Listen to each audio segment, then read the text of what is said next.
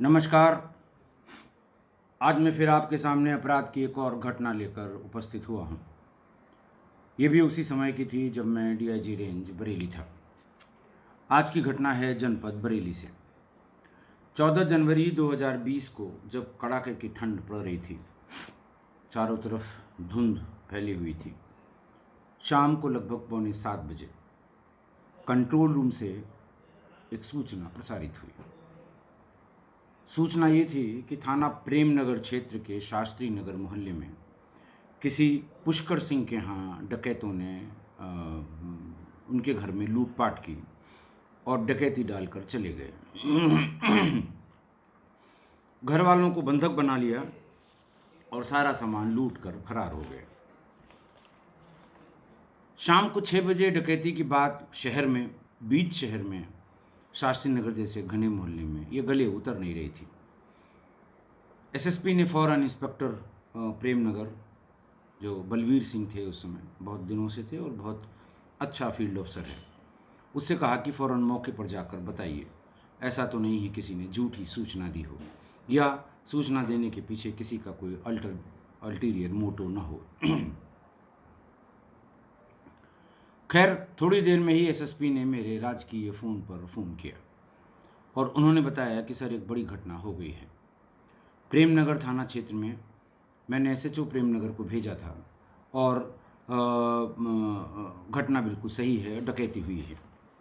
लेकिन इस डकैती में इम्पॉर्टेंट बात यह है कि जिसके यहाँ डकैती हुई है वो जनपद पीलीभीत में थानाध्यक्ष अमरिया है, जिसका नाम पुष्कर सिंह है। ये बात बहुत ही गंभीर थी। मुझे भी ये बात चुभी सी कि एसओ, जो वर्तमान में एसओ है, मेरे ही रेंज के एक दूसरे ज़िले में एसओ है, उसके घर में शाम को 6:30 बजे डकैती। SSP, SP city, SP crime, dog squad, surveillance, crime branch, forensics, जो हमारे अंग होते हैं, जिस किसी ने भी सुना वायरलेस सेट पे, बिना किसी आदेश के वो मौके पर पहुंच गया।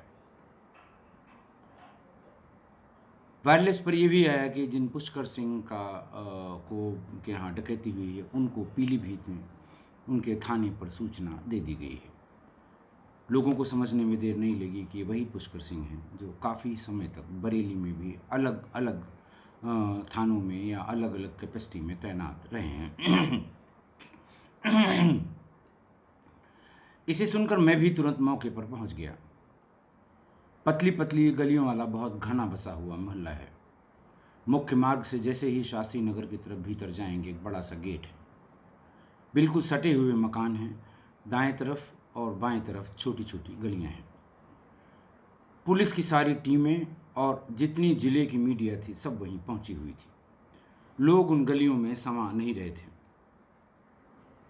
उसमें जो मकान बने हुए थे, अच्छे मध्यम वर्ग के अच्छे मकान थे और करीब 300 मीटर चलने के बाद उस गली में जैसे ही बाईं को एक गली गई है, बाईं तरफ को, उसमें कॉर्नर के मकान को छोड़ के दूसरे मकान पे भीड़ लगी थी। ये कतई समझने में देर नहीं लगी कि यही वो मकान है जिसमें घटना हुई है। कॉर्नर के मकान में अगर घटना होती है तो बात समझ में आती है, लेकिन जहाँ ये घटना हुई है उसके एक तरफ, यानी बाईं तरफ कॉर्नर का मकान और दाईं तरफ उससे सटा हुआ दूसरा मकान, कोई गली नहीं, कोई सड़क नहीं, कोई निकलने का रास्ता नहीं। ग्राउंड फ्लोर पर पुष्कर सिंह की पत्नी अपने कमरे में थी। पूरे कमरे का सामान फर्श पर बिखरा हुआ था। डबल बेड का जो बॉक्स था उसका भी सामान इधर उधर बिखरा हुआ था।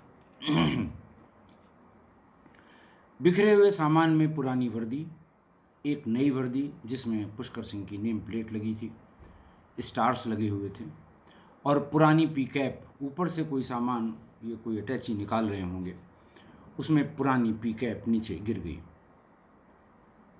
पुरानी एक आध बेल्ट थी इनके पास। मतलब कहने का ये कि उनको ये समझने में कोई शंका नहीं थी कि हम जिसके यहाँ आए हैं वो कोई पुलिस में दरोगा है। उन्होंने पुष्कर सिंह की पत्नी से भी पूछा, तुम्हारा आदमी क्या करता है, पुलिस में है? उसने कहा। लेकिन पुष्कर सिंह की पत्नी का कहना था कि ये जानने के बाद भी उनके चेहरे के भाव पे कोई असर नहीं पड़ रहा था। पुष्कर सिंह की पत्नी और बच्चे हादसे के सदमे से उबर नहीं पा रहे थे। पुष्कर पीलीभीत से चले थे लेकिन अभी तक पहुंचे नहीं थे। सीनियर पुलिस अफसर्स को देखकर उनकी पत्नी फूट फूट कर रोने लगी। बहुत ज़्यादा पूछताछ करने की कोई बात वहाँ नहीं थी। डॉग स्क्वाड का डॉग भी मकान से सीधे निकला, गली से सीधी वाली गली पर आया और वहाँ से जो हाईवे वाली रोड है वहाँ पर पहुँचकर वहीं पर वो गड़बड़ हो गया, वहाँ पर भटक गया वो, और कॉलोनी से भीतर जाने या बाहर आने का यही एकमात्र रास्ता था। क्राइम ब्रांच और सर्विलांस के पुलिसकर्मियों ने अपनी एसओपी के हिसाब से सारा काम कर लिया। पूरी फॉरेंसिक टीम ने भी हर संभव जगह पर जहाँ पर हाथ लगाया गया होगा उनकी पत्नी से पूछ के सारे फिंगरप्रिंट लिफ्ट कर लिए। पूरे घटना की वीडियोग्राफी और फोटोग्राफी की गई। मैंने बताया कि पुष्कर सिंह अलग अलग कैपेसिटी में जनपद बरेली में भी, कभी चौकी इंचार्ज, कभी क्राइम ब्रांच में भी वो रहे, इसलिए बहुत से लोग जानते थे उनको। बहुत ढेर सारे लोग वहाँ पर आ गए। उनकी पत्नी और बच्चे इसलिए भी सदमे में थे कि उन्होंने कभी सपने में नहीं सोचा था कि इस तरह की घटना उनके साथ भी हो सकती है। बिल्कुल जैसे किंग कर्तव्य मूड से बैठे हुए थे उनके बच्चे और उनकी पत्नी। फर्स्ट फ्लोर पर पुष्कर सिंह का एक किराएदार भी रहता था, नाम था प्रेम शंकर। 2 बदमाश ऊपर भी गए। वहाँ भी उन्होंने गन पॉइंट पर उनके किराएदार को, उनकी पत्नी को गन पॉइंट पर लेके उनके यहाँ भी जो कुछ उन्हें कैश, ज्वेलरी ढूंढ के उन्होंने ले ली। सारे न्यूज़ चैनल्स पर ब्रेकिंग न्यूज़ चल रही थी। दरोगा के घर डकैती, थानाध्यक्ष के घर पर बदमाशों का हमला, पुलिस अपनी रक्षा नहीं कर पा रही, जनता तो भगवान भरोसे। इस तरह की हार्ड हिटिंग ब्रेकिंग न्यूज़ की जो नीचे लाइन चलती हैं वो सभी इलेक्ट्रॉनिक मीडिया पे चल रही थी। व्हाट्सएप पर ब्लॉगर्स की तो बिल्कुल चांदी हो गई और वो इसी तरह की तीखी तीखी पंच लाइन बड़े मोटे मोटे अक्षरों में सोशल मीडिया पर सर्कुलेट करने लगे। सोशल मीडिया तो यहाँ लिखा गया और लखनऊ पहुँच गया। फौरन डीजी ऑफिस से, गृह विभाग से, माननीय मुख्यमंत्री जी के सूचना कार्यालय से जानकारी मांगी जाने लगी कि भाई सोशल मीडिया पे ये सूचना प्रसारित हो रही है, चल रही है, इसमें क्या सच्चाई है। घटना गंभीर थी। घटनास्थल से ही एसएसपी ने सभी को पुलिस लाइन के सभागार में आने के लिए कहा कि वहाँ लोकल सब इंस्पेक्टर को छोड़ के आधे घंटे के लिए सभी लोग वहाँ पर आ जाएं ताकि लाइन ऑफ एक्शन तय किया जा सके। ये भी देखा जा सके कि सब ने, क्राइम ब्रांच ने अलग घटनास्थल का निरीक्षण किया, इंस्पेक्टर ने अलग किया, सीओ ने अलग किया, एसएसपी ने खुद अलग किया, मैंने किया। तो हो सकता है किसी के दिमाग में या किसी की आंखों के सामने कोई चीज़ ऐसी गुजरी हो जो इग्नोर हो गई हो। तो सारी चीज़ें इकट्ठा करके और फर्दर कोर्स ऑफ एक्शन तय करना, उसके लिए टीमें बनाना। सभी 15-20 मिनट में सभी पुलिस लाइन पहुंच गए। जो एक बात उभर के सबकी बात से आई कि लग रहा था जैसे उसे मालूम था कि ये पुलिस वाले का घर है। दूसरा कि घर में वर्दी और बाकी सामान देखने के बाद भी उनमें से कोई भी जरा सी भी हड़बड़ी में नहीं दिखा। परिजनों को थप्पड़ और घूंसे मारे जब उन्होंने ये जान लिया था कि ये पुलिस वाले का घर है। दूसरा कि घर का चुनाव कैसे किया गया, क्यों किया गया। पुष्कर सिंह का घर भी बाकी लोगों की तरह ही बना हुआ था। न तो वो कॉर्नर का था, न मोहल्ले में सबसे किनारे था, न भागने के अल्टरनेट रूट पर था, न मकान देखने में बहुत आलीशान था कि अलग से पॉइंट आउट किया जा सके। और उसी तरह के कम से कम 100 मकान जिस रास्ते से भीतर ये बदमाश घुसे होंगे, वो 100 मकान पार करने के बाद ही ये पुष्कर सिंह के मकान तक पहुंचे होंगे।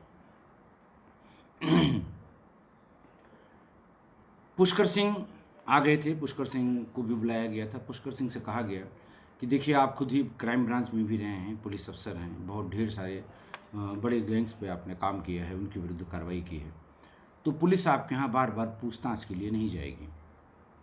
आप जब सब लोग इत्मीनान में हो जाएं, सब लोग चले जाएं, तो अपनी पत्नी, बच्चों, अपने किराएदार, उनकी पत्नी, से डिटेल पूछें, जो पुलिस के पूछने वाली चीज़ें होती हैं, जैसे हुलिया, कपड़े, बोली भाषा, असलहे, इन सब के बारे में आप जानकारी कर लें और आपके हिसाब से जो भी महत्वपूर्ण जानकारी हो उसे क्राइम ब्रांच के अपने सहयोगियों से शेयर कर लें, ताकि वहाँ जाकर पूछताछ करना, और कभी कभी पुलिस जो है वो ज़्यादा अपने को इंटेलिजेंट समझती है कि मैं ये चीज़ निकलवा लूँगा, तो ये सब काम पुष्कर सिंह को ही सौंप दिया गया कि आप खुद ही बात करें, क्या चीज़ हमारे लिए या पुलिस के लिए इम्पोर्टेंट है, आप जानते हैं, उन चीज़ों के बारे में पता करके क्राइम ब्रांच में उसको बताएं।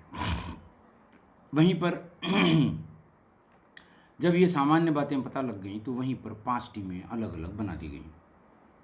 पहली टीम को काम दिया गया कि मुख्य मार्ग से घटना स्थल के बीच में जितने भी सीसीटीवी, यानी उस कॉलोनी में, शास्त्री नगर कॉलोनी में जितने भी सीसीटीवी लगे हुए हैं, चाहे वो किसी संस्थान के हों, चाहे किसी ने अपने व्यक्तिगत सुरक्षा के लिए लगा रखा हो, आज रात में ही उसकी फुटेज प्राप्त कर ली जाए।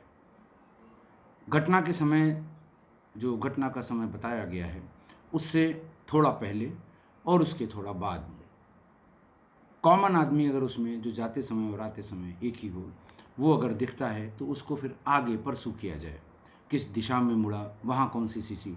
लेकिन बेसिक पहले ये है कि इसकी सीसीटीवी फुटेज निकाल के और इसमें ऐसे लोग अगर कोई अननोन हैं तो उनको आइडेंटिफाई किया जाए। 7 लोगों की एक टीम राउंड द क्लॉक सिर्फ सीसीटीवी फुटेज का अवलोकन करेगी। वो देखेगी कि इसमें कौन कौन से ऐसे लोग हैं जो घटना से थोड़ा पहले गए और घटना ख़त्म होने के बाद निकले, और स्टे आदमी भी हो सकता है, वहाँ रहने वाला भी हो सकता है, बट अगर पेयर में उतने ही आदमी गए और उतने ही आदमी गए तो हम आए तो हमें अपनी लीड मिल जाएगी। दूसरी टीम को ये काम दिया गया कि आप ये देखें कि पुष्कर सिंह ने अपनी सर्विस के दरमियान, बरेली में रहने के दरमियान या पीलीभीत में रहने के दरमियान किन किन क्रिमिनल्स के खिलाफ कार्रवाई की थी, किन किन गैंग्स पे काम किया था, उसके जो गैंग मेंबर्स हैं इस समय उनकी शक्ति कितनी है, वो कहाँ पर हैं और उनकी वर्तमान स्थिति क्या है।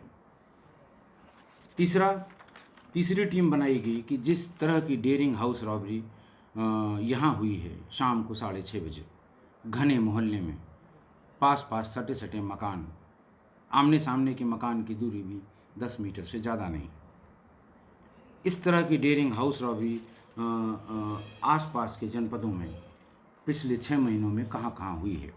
इसका सिंपल तरीका है कि सब लोग, कोई इस ज़िले से यहाँ आया है, कोई उस ज़िले से आया है, अपने संपर्कों से उस ज़िले की क्राइम ब्रांच के लोगों से संपर्क करें।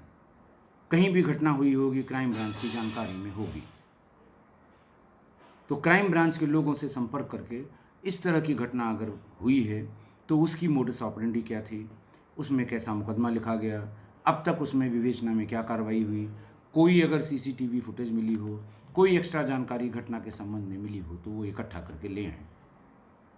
चौथी टीम बनाई गई कि आप आसपास के जिलों के डिस्ट्रिक्ट जेल से ये डाटा निकालें कि पिछले 6 महीने में जो हार्ड कोर क्रिमिनल्स हैं, चाहे वो लुटेरे हों चाहे डकैत्स हों, कितने लोग ज़मानत पर बाहर आए हैं। ये लिस्ट आपको आसपास के 6-7 जिलों के जेल से मिल जाएगी। बहुत होगा, 1 हफ्ते लगेंगे इसमें, और जब एक बार आ जाए वो, तो फिर संबंधित जिलों से उनका वेरिफिकेशन कराया जाए कि ये ज़मानत पर छूटने के बाद कहाँ हैं, क्या इनकी एक्टिविटी है, घटना वाले दिन ये कहाँ थे, क्या मोबाइल नंबर है। 5वीं और अंतिम टीम ये लगाई गई कि जो मठाधीश क्रिमिनल हैं, हिस्ट्री शीटर्स हैं, इनको जो गैंग्स चलाते हैं, चाहे वो जेल में हो चाहे बाहर हो, वांटेड नहीं हैं, पूछने पे कभी बताएंगे नहीं कहीं कि 50 बार जेल जा चुके हैं, तो इनकी नंबर्स को सर्विलांस पे लिया जाए और इनकी एक्टिविटी पर वॉच किया जाए। इस सारी प्रक्रिया में 1 घंटे लगे होंगे पुलिस लाइन में, और 9 बजे तक सभी को ये कह दिया गया कि आप लोग जाके अभी से अपना काम शुरू करिए। पुलिस के लिए ये बहुत ही गंभीर चुनौती है। घटनाएं तो किसी के साथ हो सकती हैं, पुलिस वाले के साथ भी हो सकती हैं, लेकिन इस घटना से जो पब्लिक के लोग हैं, जनता के लोग हैं, उनमें सुरक्षा के प्रति थोड़ा सा आशंका और भय व्याप्त होगा। इसलिए हमें इसको हर हाल में खोलना है ताकि जनता के दिमाग में ये न हो कि पुलिस अपने ही लोगों के प्रति जो क्राइम होता है उसमें सिंसियर नहीं है, या जब उनकी रक्षा नहीं कर पाई तो हमारी क्या करेगी। एक पुलिस वाले के घर हुई थी घटना। पुलिस के ही सारे जितनी हमारे टीमें थीं, सब ने इसको बहुत ही सीरियसली लिया।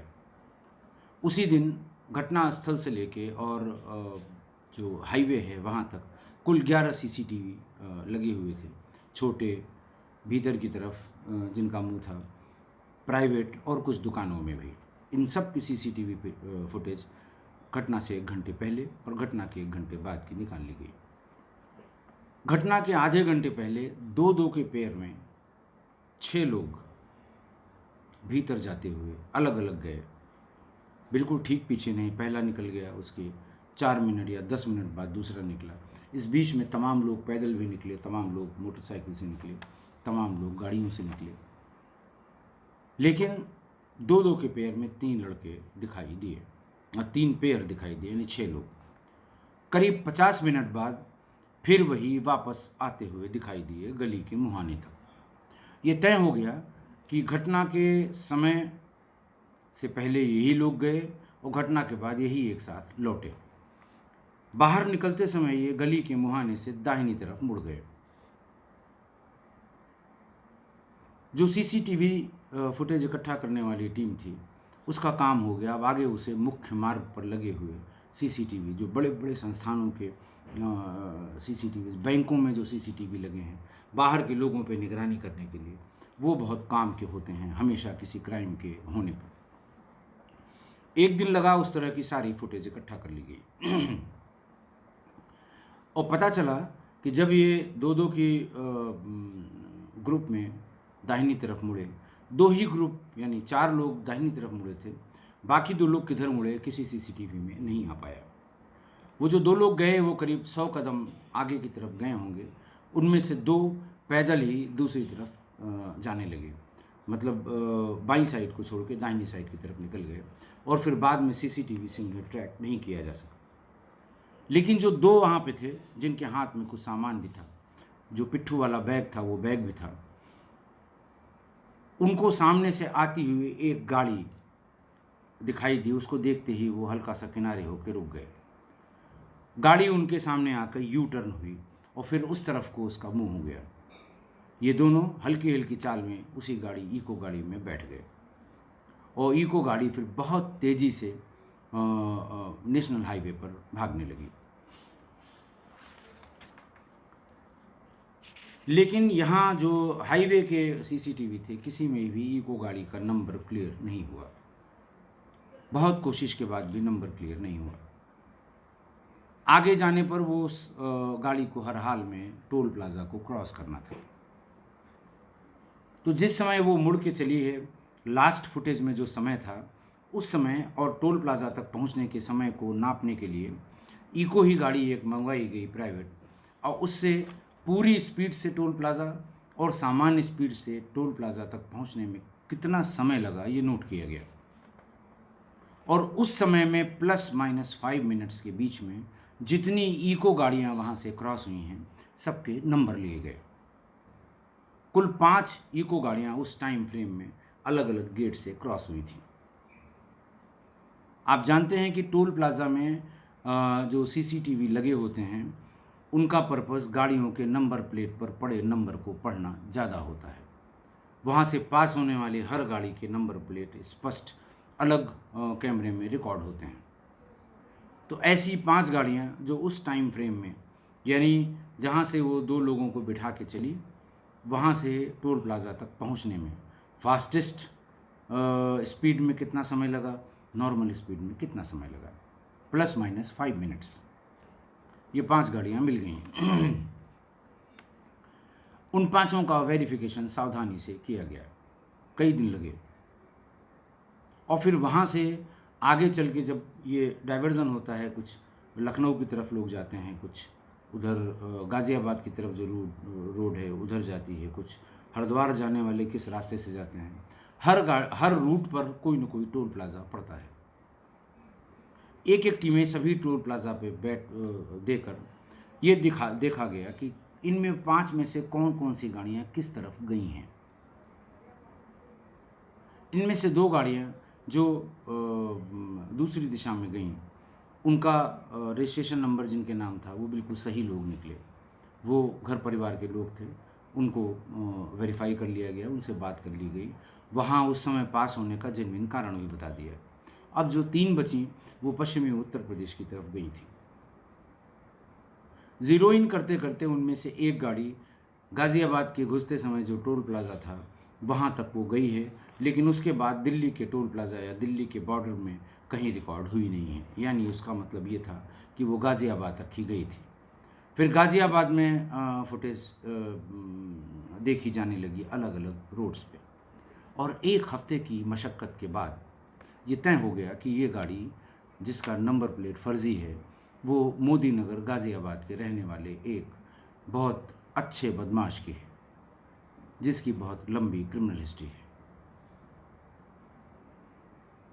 जो लोकल लोग हैं, गाज़ियाबाद पुलिस की मदद से पता लग गया कि ये गाड़ी फ़लाँ इस्तेमाल कर रहा है।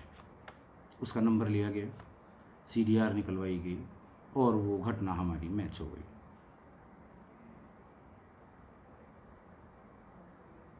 उसका मालिक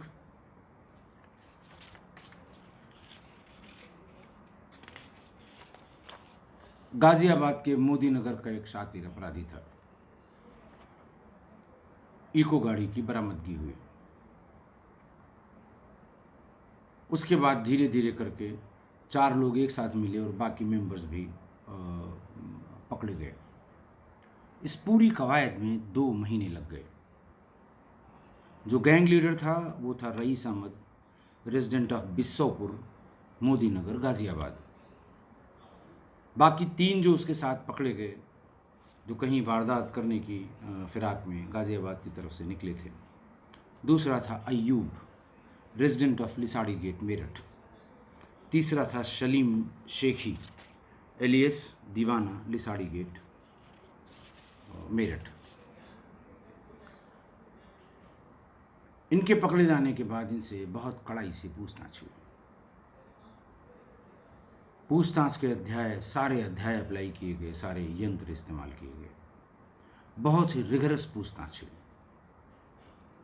इन्होंने मुजफ्फरनगर, अलीगढ़, रुड़की, थाना गंगनहर क्षेत्र में, हरिद्वार में इसी तरह की हाउस रॉबरी की घटनाओं को कबूल किया। जो टीम इस तरह की घटनाएं कलेक्ट करने गई थी, इन सभी घटनाओं के बारे में उनको पता था।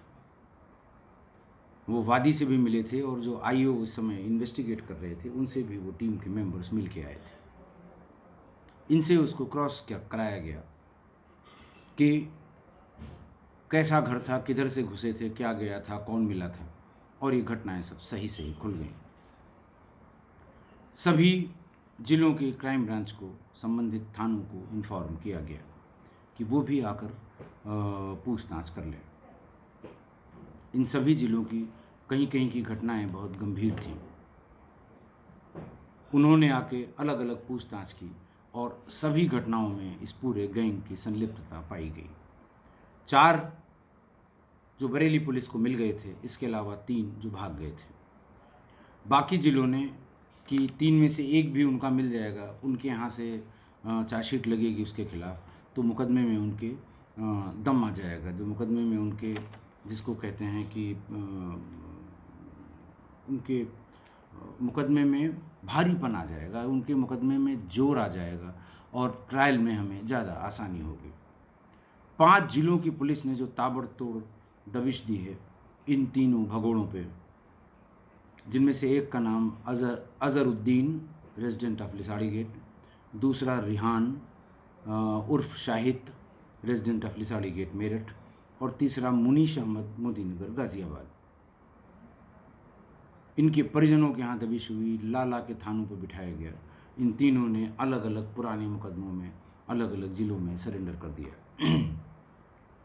इनके पास से लूटा हुआ माल, लूटी हुई लाइसेंसी रिवॉल्वर और पिस्टल्स, जब ये डकैती करने जाते थे वो अगर लाइसेंस, वो वहाँ पर पिस्टल या रिवॉल्वर मिल जाती थी, उसको रख लेते थे। और गाड़ी बरामद हो गई इको, जो वो नंबर प्लेट बरामद हो गई जो गाड़ी के भीतर ही रखी हुई थी, जिससे इन्होंने बरेली की घटना की थी। ये सभी साथ के साथ आज की तारीख में जेल में हैं। इन सभी पर अलग अलग ज़िलों में 15-15, 16-16 मुकदमे इस तरह के डकैती के लगे हुए हैं, खुले हुए हैं, या इनकी संलिप्तता पाई गई है। हमें नहीं लगता कि इन सभी मुकदमों में ज़मानत कराना ये 2-3 साल से पहले का काम होगा। 2-3 साल तो ये रहेंगे, फिर अगर जो मुकदमा ट्रायल पर आ जाएगा फिर उसका ट्रायल होगा, और 4-5 साल तो इन्हें अभी इसी तरह गुजारने होंगे, क्योंकि ये जैसे ही बाहर आएंगे ये अपनी आदत से बाज नहीं आती, ये फिर क्राइम करेंगे। इन लोगों ने पूछताछ में जो बातें बताई अपनी मोडस ऑपरेंडी के बारे में, वो भी बहुत सिस्टमेटिक थी, बड़ा साइंटिफिक थी। इनका कहना है कि हमने अपराध किया, खुल गई, 2 आदमी जेल चले गए, 2 फर्जी चले गए, 2 इनोसेंट चले गए, किसी भी जेल में। हमारा आदमी जो जेल गया उसको हम बहुत अच्छे वकील लगा के ज़मानत कराते हैं, लेकिन ज़मानत होने के बाद वो अपने घर नहीं जाता है, या अपने घर वाले ज़िले पर नहीं जाता है, वो किसी दूसरे ज़िले में जाएगा। जैसे गाज़ियाबाद से हमारे किसी मित्र की ज़मानत हुई तो हरिद्वार, रुड़की, देहरादून, अलीगढ़, देहरादून तक जाएगा। अलीगढ़ का अगर कोई ज़मानत हुई तो वो बरेली, बदायूं, पीलीभीत जाएगा, वहाँ एक कमरा लेगा, वहाँ रहेगा, छोटा मोटा काम करेगा या लेबर का काम करेगा। उसको पैसे की ज़रूरत है, हम पैसा देंगे, वो खर्चा करेगा। इसी बीच में वो किसी स्थान की रैकी भी कर लेगा, और जिस दिन उसको मकान छोड़ना है उस दिन वो गैंग को इनवाइट करेगा, डकैती डालेंगे, और फिर छोड़ दिया उन्होंने 1 दिन 2 दिन पहले किसी होटल में रुक गए और गैंग को इनवाइट करके क्राइम किया और फिर वहाँ से भाग गए। 3-4 चीज़ें इन्होंने सावधानी के लिए रखी थी। इसमें पहली थी कि ना तो पूरा गैंग एक साथ जाता है, कि एक साथ गाज़ियाबाद से बैठे और बरेली पहुंच गए, एक साथ मेरठ से पहुंचे बरेली पहुंच गए। इनको सबको जगह बताई जाती है कि इतने बजे से इतने बजे के बीच में आप फलां जगह पहुंच जाइएगा, या फलां के घर पे पहुंच जाइएगा, या फलां जो रूम लेके रखा है वहाँ पर पहुंच जाइएगा। तो ये सब अलग अलग दिशाओं से चलते हैं और एक जगह पहुंच जाते हैं। वहाँ से भी ये अलग अलग टुकड़ों में उसके साथ जाते हैं जिसने रैकी करके मकान या टारगेट अपना देख रखा हो, और वापस भी कभी एक साथ नहीं जाते हैं।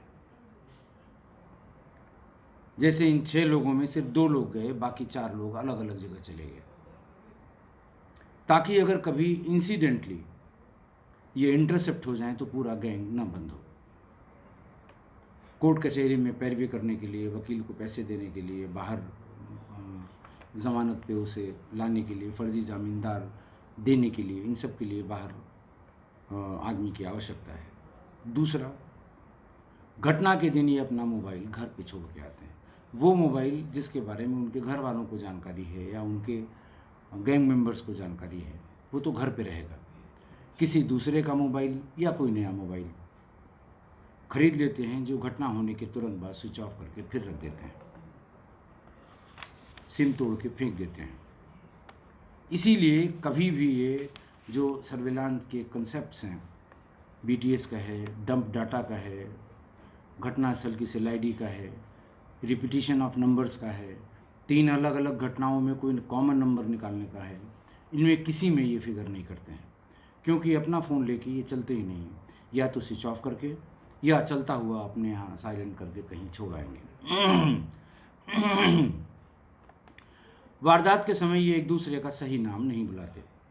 पहले से तय है जो इनके नाम है वो 2 अक्षर वाले ही होंगे। छोटू, मोटू, मुन्ना, चाचा, इस नाम से एक दूसरे को बुलाते हैं, ताकि कभी इस नाम से वो आइडेंटिफाई न हो। और सभी को ये इंस्ट्रक्शन है कि असलहे सब अपने लेके आएंगे।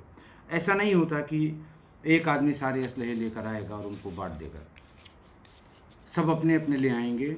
इनमें से अगर कोई पकड़ा गया तो वो अपनी बातें बताएगा, साहब मेरी दुश्मनी है। ये सब चीज़ें जेल में रह के इन लोगों ने तय कर ली थी। बार बार ये पूछा गया कि दरोगा जी के यहाँ कैसे पहुँच गए, किसने बताया, किसने कहा कि इनके यहाँ डकैती डालनी है, टारगेट किसने चूज़ किया। तो उन लोगों ने बताया साहब कोई ऐसा जिस टारगेट को चूज़ किया था हमारे आदमी ने, हम लोग वहाँ पहुँचे तो वो ताला बंद था। सामने उसके एक परचून की छोटी दुकान है, वहाँ जाके पूछा भी गया कि भैया से मिलना था, ये ताला बंद है। तो वहाँ बताया गया साहब ये लोग शादी में गए हैं, इन लोगों को गाज़ियाबाद में या नोएडा में कहीं शादी में जाना था, शादी में गए हैं। तो बात ख़त्म हो गई, क्योंकि वो इतनी पतली गली में और चलती फिरती गली में सटे मकानों में ताला तोड़ के भीतर जाने का कोई मतलब नहीं था। इनके गैंग की एक विशेषता ये भी कि ये जब कभी भी बाहर निकले हैं, मान लिया टारगेट नहीं मिला, तो बिना काम किए खाली हाथ नहीं लौटते। कहीं दांव नहीं लगा तो जिस गाड़ी से जा रहे हैं उस गाड़ी से किसी 4 पहिया वाहन के अच्छे गाड़ी वाले को ओवरटेक करके रोक लेंगे, उसको लूट लेंगे। कभी कभी हैवी कैश भी इनको मिल जाता है, लेकिन ये खाली हाथ कभी अपने घर नहीं लौटते हैं। वो जब ताला बंद था तो वहाँ से वो आगे निकलते निकलते गए, और जैसे ही वो मेन रोड पर पहुँचे तो कॉर्नर से दूसरा मकान छोड़ के दरवाजे के खुलने की आहट भी आई, और एक नौकरानी टाइप की महिला वहाँ से निकली, जिसने गेट खोला और फिर गेट सामान्य रूप से बंद किया। जो बाहर वाला गेट है वो चली गई। 10 कदम का डिस्टेंस होगा मेन रोड से उस गली में। ये लोग पैदल चलते हुए वहाँ गए, देखा दरवाज़ा अभी भी खुला है। धीरे से इन्होंने बाहर का गेट खोला और सारे लोग दरवाजे के भीतर हो गए। भीतर जाने पे इन्हें पता लगा कि ये किसी दरोगा का मकान है। ये बात उस दिन भी आई थी। ये हुआ कि भाई कैसे भीतर आ गए। तो श्रीमती पुष्कर ने बताया था कि साहब हमारी जो घर में काम वाली है वो उसने काम किया, और जाने से पहले उसने आवाज़ लगाई कि हम जा रहे हैं। उन्होंने कहा ठीक है तुम जाओ, हम अभी बंद कर लेंगे। और वो थोड़ी देर उस दरवाजे का खुला रहना, शाम को 6:30 बजे जाड़े के दिनों में अंधेरा हो जाता है, भीतर से रोशनी का आना, दूर से पता लग जाना कि ये दरवाज़ा खुला हुआ है। इन्हें काम करना ही करना था, क्योंकि इनका टारगेट उस दिन मिस हुआ था। ये भीतर घुस गए। आज की घटना में जो सीख मिलती है वो बहुत इम्पॉर्टेंट है। एक छोटी सी चूक ने इतनी बड़ी घटना कर दी। पुलिस की बदनामी हुई, एक सब इंस्पेक्टर टारगेट किया गया, पुलिस के खिलाफ एक बिल्कुल माहौल बना दिया महीनों अखबारों टीवी ने। अगर नौकरानी ने ये कहा, मेड ने ये कहा, काम वाली ने ये कहा कि मैं जा रही हूँ, तो उसको रोकना चाहिए था। 1 मिनट रुको, हम आते हैं। वो जैसे ही बाहर जाती अपनी सिटकिनी बंद कर लेते हैं। ये प्रैक्टिस बहुत से लोग करते हैं कि कोई जाता है तो उसके जाते के साथ ही सिटकिनी बंद कर लेते हैं। हो सकता था ये भी ऐसा करती रही हो श्रीमती पुष्कर भी, लेकिन उस दिन किसी काम में बिजी थी और कभी सोचा भी नहीं था कि ऐसा हो सकता है, इसलिए गलती या चूक उनसे हो गई। पर यह घटना ये सीख दे गई कि घर से कोई भी बाहर जाए, चाहे वो परिवार का सदस्य ही क्यों ना हो, उसके साथ दरवाजे तक जाएं और उसके बाहर निकलते ही आप दरवाज़ा बंद कर लें। इस बीच में आपको बाहर क्या हो रहा है, कौन आ रहा है, कोई आने का प्रयास कर रहा है, कोई खड़ा हुआ है, कम से कम आप उसे देख लेंगे।